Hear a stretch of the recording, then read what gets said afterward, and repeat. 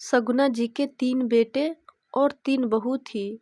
पति के गुजरने के बाद कोई भी बेटा बहू सगुना जी की देखभाल से जी चुराते थे, क्योंकि सगुना जी मुंह की थोड़ी जोर थी, मतलब मुंहफट थी, जिसकी वजह से तीनों की तीनों बहुएं सास से दूरी बनाए रखने में ही अपनी भलाई समझती थी। पर बढ़ती उम्र के कारण उनका अकेले रहना और खुद की देखभाल करना कठिन था। ऐसे तो सगुना जी के पति उनके लिए काफी धन संपत्ति छोड़कर गए थे, ताकि उन्हें भविष्य में किसी के सामने हाथ नहीं पसारना पड़े। फिर भी बहुएं उनके कुट स्वभाव के कारण अपनी सास से 4 कदम की दूरी बनाए रखती थी। बढ़ती उम्र और बहू बेटों का व्यवहार देखकर सगुना जी एक दिन अपने सभी बेटे और बहुओं को बुलाती है और कहती है, देख मेरी बात जरा ध्यान से सुनना।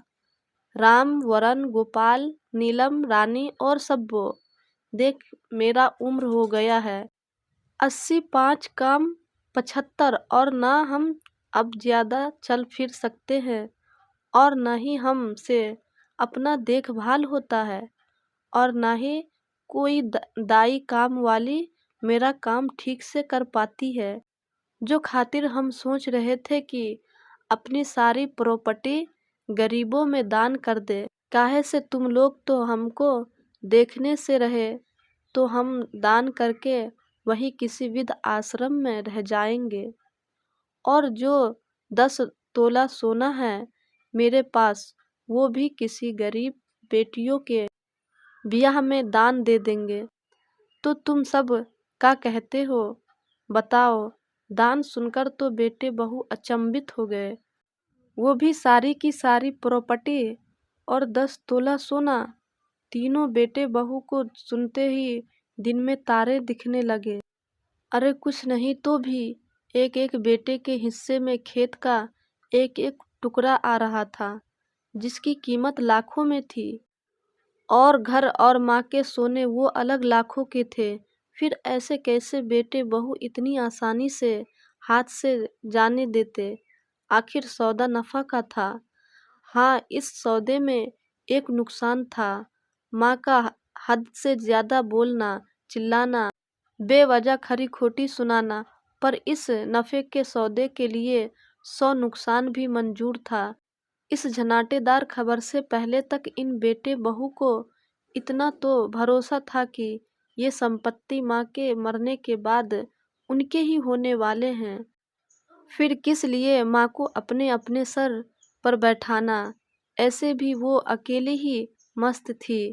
पैसा इतना था कि दाई से उनका गुजारा हो जा रहा था।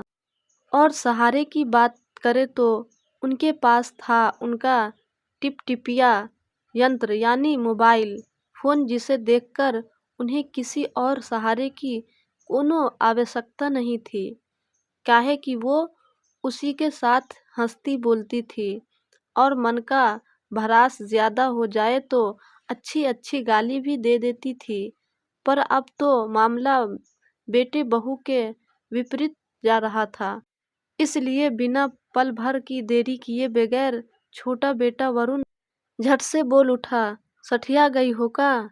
अरे जिसका 3 बेटा बहू रहेगा उसकी माँ वृद्धाश्रम में जाने की बात करेगी, ये शोभा देता है का माँ? हम तीनों के रहते तुम ये बात कैसे बोल सकती हो माँ? हम ठीक बोल रहे हैं ना बड़े भैया और मंझले भैया? अरे सो आना ठीक वरुण, हम सबके होते माँ वृद्धा आश्रम कैसे जा सकती है? लोग समाज सब हम पे थू थू करेगा, कहेगा 3 बेटे के होते हुए भी माँ वृद्धा आश्रम में रहे। अरे का बोलती हो तुम तीनों औरतें? सही तो कह रहे हैं चुन्नू के पापा। माँ हम सबके होते आप ये बात कैसे कह सकती हैं?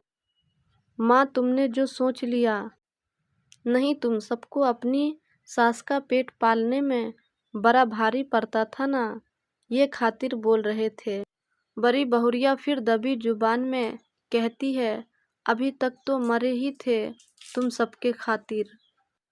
ना ऐसा कुछ नहीं है माँ। फिर तीनों बेटा बहू आपस में घिटर पिटर करते हैं और फिर राम कहता है, तो तय रहा अब से माँ, तुम 4-4 महीने अपने तीनों बेटे के पास रहेगी और तीनों बहुएं तुम्हारी सेवा करेंगी। ठीक है माँ।